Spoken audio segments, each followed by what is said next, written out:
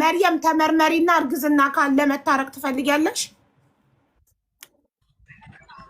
ምን አልሽብዬ? ተመርምረሽ እርግዝና ውስጥሽ ካለ መታረቅ ትፈልጊያለሽ ማሬ? አሁን እኮ ማለት ነው ከተመረመርኩም እርጉዝ ከሆንኩም ብዙ ነገር አለ እንትን እኔና እሱ መሀል ማለት ነው። እሱ ምንድነው አሁን እኔ እሱ ከተጋባን በኋላ ለሰው ቤት ነው አለሁት። አንድ ሰው አሁን አንቺ ከተጋባሽ አንድ ሰው ወንድ ካገባሽ የሰው ቤት ካስቀመጠሽ ምን አይነት ስሜት ነው የሚሰማሽ? እስኪ ንገረኝ። እኔ አልስማማማ። እኔ የሚመጥነኝን አውቃለሁ። የሰው ቤት የሚያስቀምጠኝ ወንድ ጋር ምን ያንጦለጡለኛል? እኔ በግዴታ ነው አስቀምጠኝ። እኔ ወንድ ስጠጋ መርያም፣ እኔ ወንድ ስጠጋ አቅሙን አይቼ ነው ማስተዳደር ከቻለ እኔን ማኖር ከቻለ እንጂ ወስዶ ሰው ቤት የሚያስቀምጠኝ ባልጋ እኔ ሀቢባ ልክ ይናቃል። ምሳሌ ነው አልኩ እኮ ምሳሌ ነው። በግድ ነው ያስቀመጠኝ ያለች ነው። አሁንም በግድ ነው። ያንቺ ችግር ነው ይሄ። ፈርስት ኦፍ ኦል ሰው ቤት ወስዶ ሲያስቀምጥሽ ለምን እሺ ብለሽ ትቀመጫለሽ? 5 ወር ሙሉ እኔ እንደዚህ ሰው አልመሰለኝም። እንደ አልመሰለኝም ብሎ ነገር አለ። ይሄ ህይወት እኮ ነው። ህይወት አይደል እንዴ? ቀልድ ነው። ኒካ ካሰርሽ ኒካ አሳስሮ ሰው ቤት ወስዶ ሲያስቀምጥሽ ለምን ትስማሚያለሽ? ሁለተኛ ሚስት እንዳለው እያወቅሽ ሁለተኛ ሚስት ሆነሽ ለምን ትገቢያለሽ? ሁለተኛ ቤት ተከራይቶ አንቺን ማስቀመጥ ካልቻለ ብቁ አይደለም ይሄ ሰውዬ።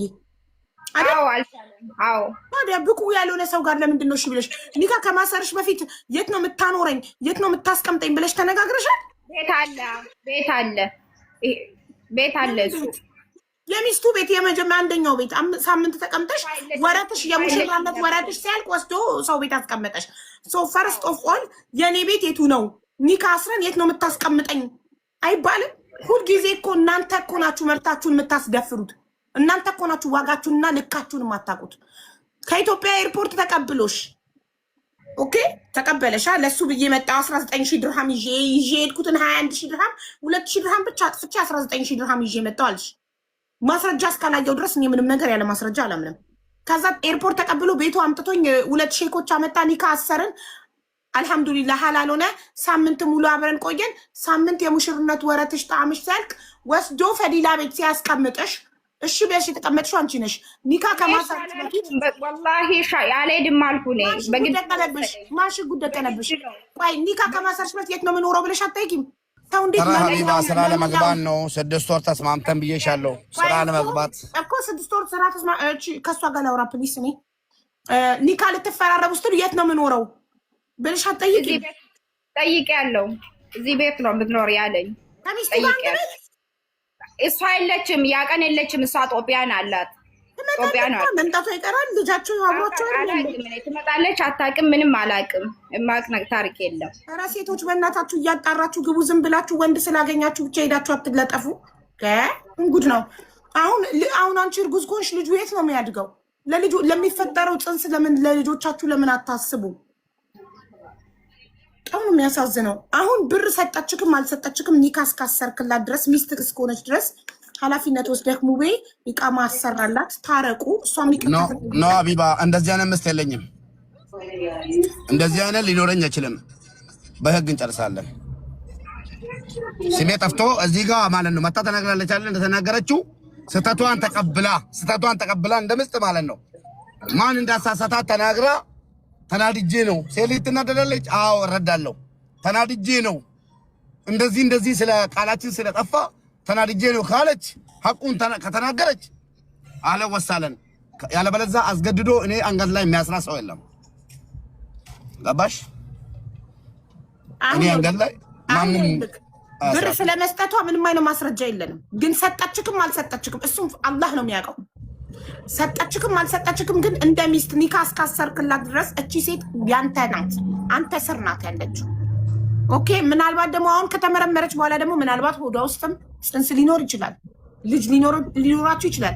ስለዚህ በቃ ሴት ናት። ተበሳጨች። ሆቴል ጭፈራ ቦታ ሂዳ ና ሪሎኬሽን ልክልሃለሁ ና ጨፍር ከኔ ጋር እያለች እያደረች ምን ማለት ነው? ሀቢባ ጀማ አላውቅም። ቤት ነው ነበርኩ እኔ ብላለች አላለችም። ጨፍራሹ ጋበዝኩ ባልሽ ነው ችግር የለም። መርየም ቤት ጭፈራ ቤት አልሄደችም። ቤት ውስጥ ግን እየጨፈረች ጋበዘችክ እና ጨፍራ አብረከኝ አለችክ። በቃ ይሄ ደግሞ ስለምትወድክ ነው፣ ኖርማል ነው። ሶ ምንድነው አሁን መፍትሄው? ወደ መፍትሄው ስንሄድ አንተ እንዳባወራ እንደ ባል ኒካስ ካሰርክላት ድረስ ሚስትክ እስከሆነች ድረስ በአንተ ኃላፊነት ናት።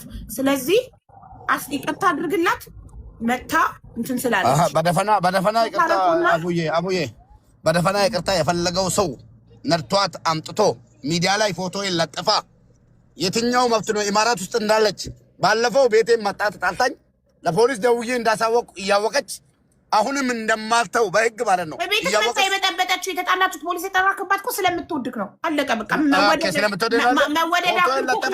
መወደድ አኩርቶክ ነው። አልገባኝም። በቃ ስለምትወድክ ነው፣ ስለምትፈልግክ ነው። ሚስት ከወደደ ደግሞ ወድጃለሁ ይላል እንጂ ወደዋለሁ ይላል እንጂ እንደዚህ አይነት ጠላትነት ወሬ ብሬን በላ። በተለይ ደግሞ ስላረካት ነው የምትጠብቀውን ያህል ፍቅር ስላልሰጠካት ነው። የሰው ቤት አስቀመጥካት ፈዲላ። እንደዛ መሆኑን መጀመሪያ አረጋግጪ። ከሷ መስማት ፈልጋለሁ። ከዲላ ጋር እዛ አስቀመጥካት። በሳምንት ወይ በ4 ቀን ምናምን ትመጣለህ፣ ፒክ ታረጋታለህ፣ ትወስዳታለህ፣ ኢንጆይ ታረጋላችሁ፣ ትመለሳለች። ስለዚህ ይህ ነገር አናደዳት። እሷ አንድ ላይ ዴይ ቱ ዴይ ካንተ ጋር አንድ ባላ እሷ ትበላ ሀቢባ ካንቺ አልቀበልም። እኔ ይቅርታ አድርጌ በጣም ስለተረዳኋት ነው። እሺ ማሬ፣ በይ ማሬ፣ ስሜትሽን ተናገሪ የኔ ውድ ተናገሪና